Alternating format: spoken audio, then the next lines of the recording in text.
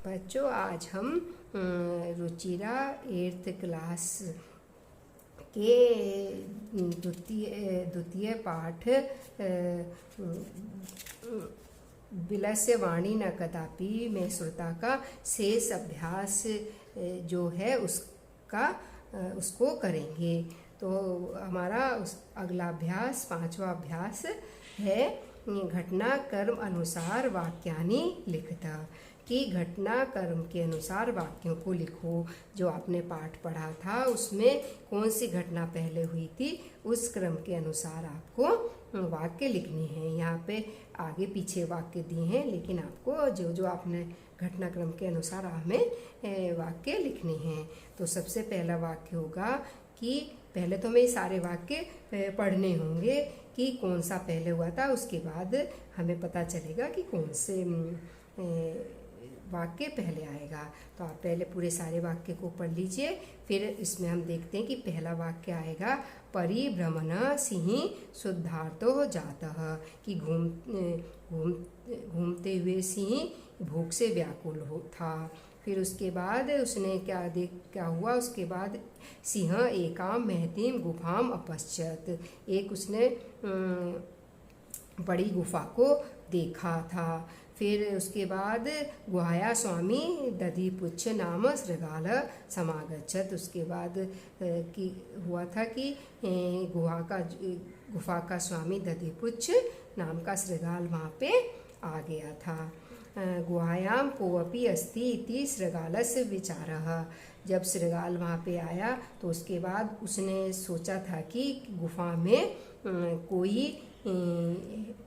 है, ऐसा उसने सोचा। तो फिर आपका ये वाला वाक्य आएगा। उसके बाद जब उसको ये पता चला था कि कोई है तो उसने दूरस्थ श्रृगालः रव कर्तुम आरब्ध, तो उसने दूर से ही आवाज़ करनी प्रारंभ कर दी थी। फिर उसके बाद सिंहस्य श्रृगालस्य आह्वानम करोति, उसके बाद शेर ने श्रृगाल को बुलाया था। और उसके बाद उसने जब शेर ने गरजा था और उसकी जो प्रतिध्वनि गुफा से निकली थी, तो उससे डरकर जो दूर पलायमान श्रृगाल श्लोकम अपठत, और उसकी ध्वनि से डरकर दूर पलायन श्रृगाल जो था दूर चला गया था इस श्लोक को पढ़ते हुए। तो इस तरह से ये हमारा घटनाक्रम हो गया कि फर्स्ट नंबर पे आपका ग आएगा, दूसरे नंबर पे ख आएगा, तीसरे पे का, और चौथे पे छ, पांचवे पे घ, और छठे पे ड, और लास्ट में च आएगा। अब अगला अभ्यास को देखते हैं। यथा निर्देशम उत्तरतः, कि जो निर्देश यहाँ पे दिया गया है, जो सवाल यहाँ पे पूछे गए हैं, उन्हीं के आधार पर आपको उत्तर देना है। तो पहला है एकाम महतीम गुफाम दृष्ट्वा स अचिंत्यत, ये वाक्य है। तो इस वाक्य में अब सवाल हमें ये अब सवाल पूछ रहा है, उसको हमें फिर आंसर बताना है।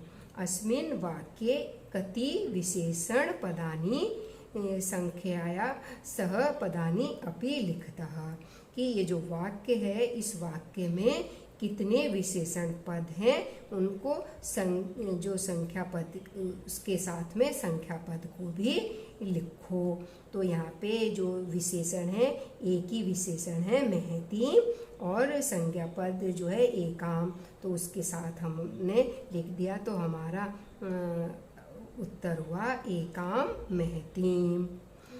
दूसरा तद अहम अस्य आह्वानम करोमि, इस वाक्य में अत्र यहाँ पे अहम इति पदई कस्मै प्रयुक्तः, यहाँ इस वाक्य में अहम पद जो है वो किसके लिए प्रयुक्त हुआ है।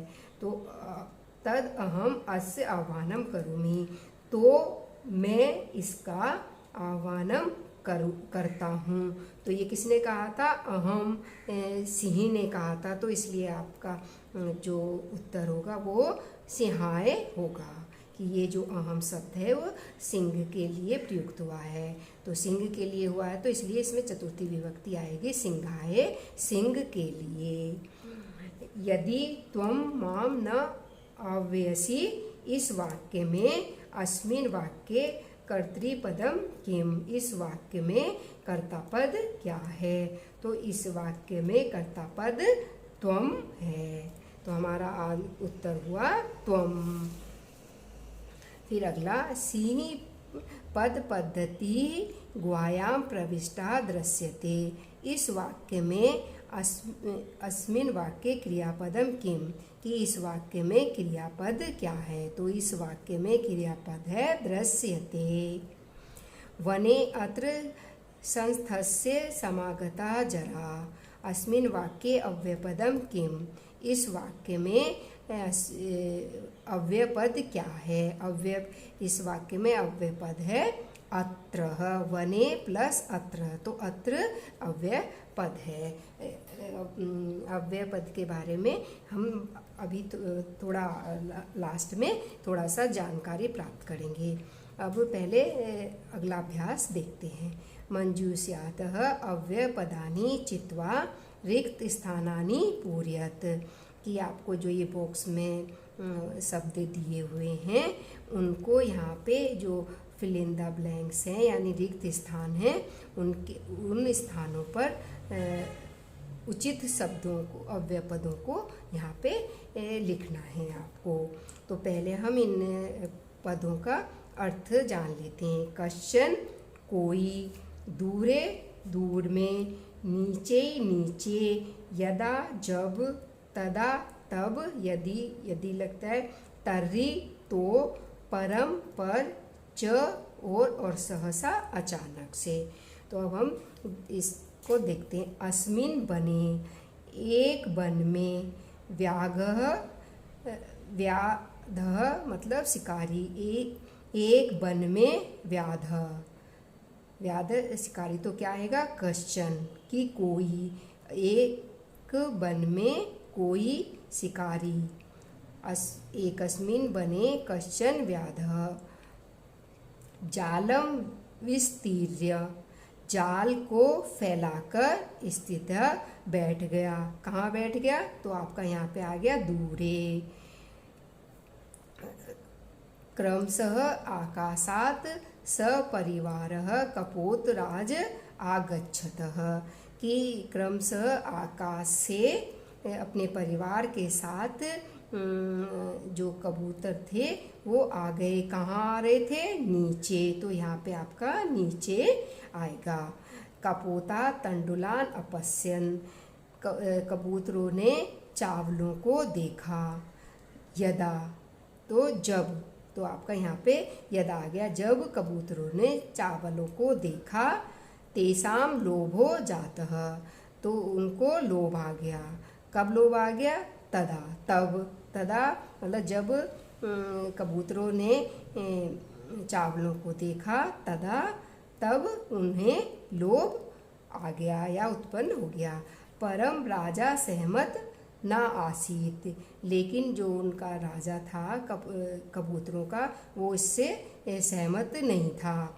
तस्य युक्ति आसीत, उसने उसकी युक्ति थी कि बने को अपि मनुष्य नास्ति, कि वन में कोई भी मनुष्य नहीं है। तो यहाँ पे उसने आएगा यदि, कि यदि वन में कोई भी मनुष्य नहीं है, कुतः टंडुलानाम संभवा, तो कहाँ से, तो यहाँ पे आपका इसमें मिसप्रिंट है, नहीं पता, यहाँ पे तर्री आएगा। तो जब यहाँ पे कोई भी मनुष्य नहीं है तो तर्री कहाँ से, तंडुल यानी चावल संभव है। राज्य उपदेशम अस्वीकृत्य कपोता तंडुलान खादितुम प्रवत्ताः, पर राजा के उपदेश को अस्वीकार करके कबूतरों ने चावलों को खाने के लिए प्रवृत्त हो गए। और फिर क्या हुआ? जाले निपतिता, और जाल में गिर गए। अतः उक्तम, इसीलिए कहा है, सहसा विदितम न क्रियाम, कि अचानक से कोई क्रिया नहीं करनी चाहिए। तो यहाँ सहसा आ गया। अभी यहाँ पे हमने देखा था कि अव्यय पद क्या है पूछा था, तो थोड़ा सा अभी हम अव्यय पद के बारे में जानकारी ले लेते हैं कि अव्यय पद क्या होते हैं। संस्कृत में दो प्रकार के शब्द होते हैं, एक विकारी शब्द और एक अविकारी शब्द। जो विकारी शब्द होते हैं वो परिवर्तनशील होते हैं, जैसे संज्ञा, सर्वनाम, विशेषण और क्रिया। जो पद हैं वो विकारी होते होंगे, जैसे देखो बालका, सह, शुक्ल पक्ष, गच्छति, ये सब जो पद हैं, जैसे बालक के रूप चलते हैं, बालक, बालका, बालकौ, और जैसे ये स हैं, सा, तौ, ते, गच्छति भी, गच्छति, गच्छत, गच्छन्ति, ऐसे इनके सबके रूप चलते हैं, तो ये बदल जाते हैं, परिवर्तनशील होते हैं, तो इसलिए इनको विकारी पद कहते हैं। और दूसरे जो शब्द होते हैं, पद होते हैं, वो अविकारी शब्द होते हैं, उनको ही हम अव्यय कहते हैं। उनके रूप कभी भी कहीं पर नहीं बदलते हैं, वो जैसे हैं वैसे ही रहते हैं। जैसे आपने अभी पूरे अपने इस पाठ में पढ़ा भी था, तो कुछ ये अव्यय पद, कदाचित, इतस्ततः, इतः ततः, अपि, नूनम, अत्र, एव, अतः, सहसा, इति, च, बहि, अथ, यदा, तदा, सदा, कदापि, कदा प्लस अपि, खलु, इत्थम, कथम, ये जो पद हैं ये सब अव्यय पद हैं, क्योंकि इनका रूप ऐसा ही रहता है, इनका रूप कभी भी परिवर्तनशील नहीं होता है। तो ये हमने थोड़ा सा अव्यय के बारे में जानकारी ली। तो अभी इस तरह से हमारा द्वितीय पाठ की अभ्यास भी हमारा पूर्ण हो गया है। अगली वीडियो में हम अगले पाठ का अध्ययन करेंगे।